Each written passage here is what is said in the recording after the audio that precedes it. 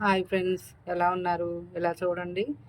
ఇవాళ అయితే నేను తాబేలు చూపిస్తున్నాను కదా! ఈ తాబేలు గుమ్మం పక్కన ఈశాన్యంలో వాటర్ పోసి, ఫ్లవరు వేసి, కొంచెం కుంకుమ, పసుపు చల్లి పెట్టుకుంటారు.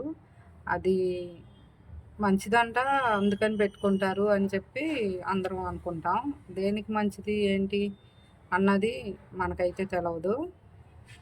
నేను కూడా అందరిని చూసి మంచిదంట అని పెట్టాను. అయితే రీసెంట్‌గా ఈ మధ్యన ఒక పండిట్టు చెప్పారు. దీనికి వివరణ చెప్పారనమాట.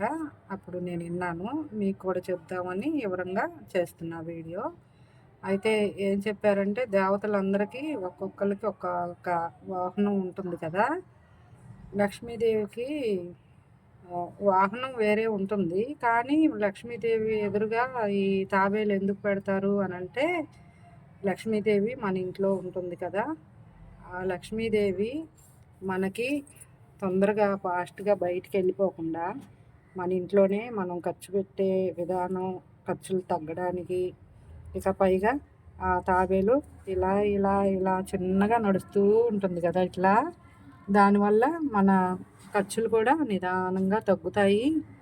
ఫాస్ట్‌గా వెళ్ళకుండా డబ్బనేది నిలబడుతుంది అని దానికి వివరణ చెప్పారు. అది నేను వీడియో చేస్తున్నా. మీకు చెప్తున్నా నేను.